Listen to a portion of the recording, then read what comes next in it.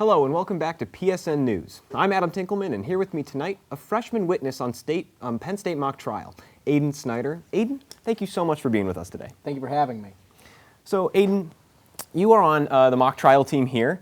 Big accomplishment, definitely not easy to get on. Can you maybe describe the feeling of auditioning and actually getting on the team?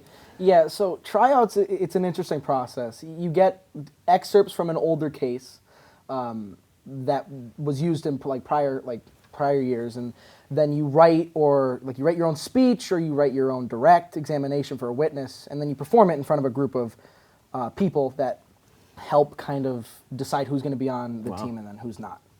And I'm sure there's a lot of people watching who aren't quite sure what mock trial is. Do you think you could give a brief explanation? Yeah, honestly, it's kind of just like, it's a fictitious trial. So it's a pre-written case with fake people, and you follow the law, like Pennsylvania law or national law. Right, yeah. But it's like, it tends to be more unrealistic at times. For example, the witness that I am this year is a stunt pilot, but the story for the stunt pilot is rather outrageous. Right. Because you want to make sure it doesn't follow too closely with actual events, exactly, right? Yeah. It's for the protection of people that have actually been in certain situations, but they also want to put on something that seems more realistic, but also not so realistic that it mimics other things that people have gone through. Right, exactly. And how did you first get involved in mock trial? So, actually, it was in high school.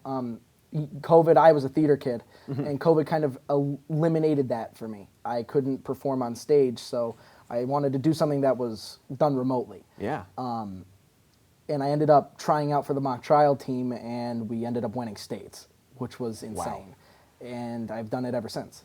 And COVID, I'm sure everybody knows, that really affected every club, no matter what it was. What special things or precautions did you have to put in place because of COVID while doing mock trial? So every trial was virtual. You'd either join a Zoom or a Ring Central call, and you'd get on a Zoom with where the jury and the judge and the other team would be, and then that's where you would do it. And if it was in person, you'd have to mask, and up to you'd have to quarantine.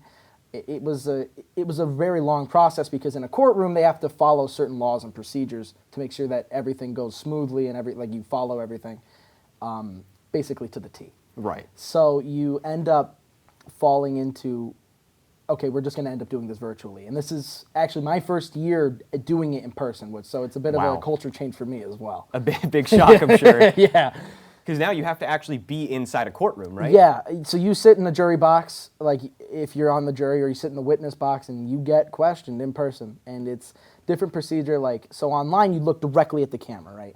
And the green light would be right there, and that was what you would focus on. Where now you're looking at people, and you can actually see how they react, and that's what I'm not used to, is the reaction to what I say. So if it's laughter, if they're kind of appalled at something that happened, that's what is different for me. Not necessarily saying what I've written or listening to the objections. It really comes down to the difference between, okay, so I'm going to see what people are saying, how people are reacting to what I'm saying. Am I saying the right thing? Are people getting offended if I say something incorrectly? Or are people laughing at the joke I just made? Am I being too silly? Am I being too serious? That's kind of what I'm weighing on now, not necessarily the content. Right. And how long have you been doing it now? This is going to be my third year doing it. Third year. I've been doing it since August. That's when the season started. And you mentioned before that you won the state championship. Is that correct? Yeah. So in Pennsylvania for high school, it kind of follows like sports. So you go through the district competition, then you go to the regional competition, and then you have the state competition. And our team for high school won states both years, twice in a row. So my junior year and my senior year, we won both. And that was insane.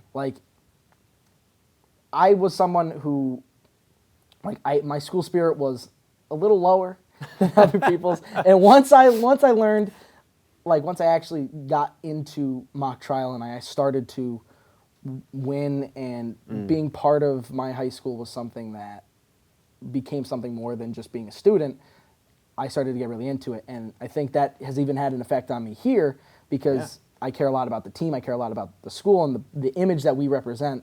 So that's something that immediately, that was one of the lessons I learned right away.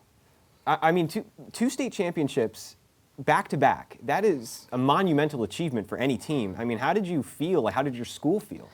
So the first year, it was the first time our school had ever won a state championship. Really? So that was kind of like, okay, are we going to be able to do it again? Is that goal going to be achievable? Mm-hmm. And I remember the second year, our coach told us that it's going to be a rebuilding year, Mm-hmm. and me and my friend, we just said no. Like, we're going to make sure that we win again.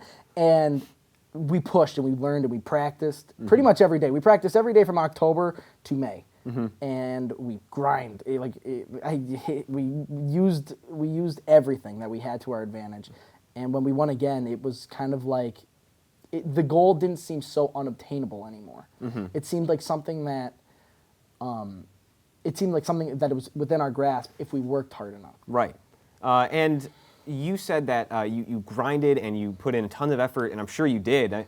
How much effort would you say? How many hours a day did you practice? So for me, when we were doing it at school, it would be, and even here, it's like 2 to 3 hours in person. So you have to have everything pre-written, you have to know all your stuff. Wow. But then when you're going home, like you go back to the dorm, you're immediately reading that case. You're going over, you're like revising what you wrote at practice, and you start memorizing. And you do that pretty much every day until your competition. And even at the competition, there are still some times I'm not sure, and I go back and read. Right. Because when you're on the stand, you have no help. It is you and yourself.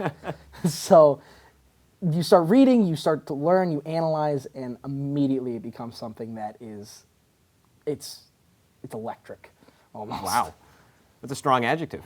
It's how it feels. Like, that adrenaline gets coursing, and it goes by. 6 minutes, never felt shorter. And what role did you play on the team? I understand there's 2 roles mainly. There's attorneys and there's witnesses. Which were you? I was attorney. I wasn't an attorney. I'm sorry. I'm a witness. I want to be an attorney, but I strive at being a witness for the team. Ultimately, I want to go to law school, but I get the same amount of learning as I do as an attorney would, but I like acting. I like to be funny, where I like to play like these goofy, wacky characters, and that's something that, I don't know, it really gets me excited to play that character. Yeah. So. And we got to wrap it up. We're almost out of time, but just briefly, for anybody out there who's listening who might be interested in joining mock trial, do you have any words of encouragement for them? Do it. Don't hold back. Like, it seems intimidating. It seems like, oh, maybe I won't. Maybe I'm not great at public speaking. Maybe I'm afraid to do it. Just, like, I had the same thoughts. I had the same feelings. Just put yourself out there. Take a chance. And we're accepting when, like, we just want to see people actually enjoy it.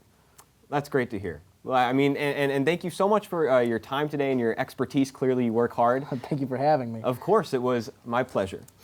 Next up, Courtney and Emma will bring us the latest news from across the nation. We will be right back.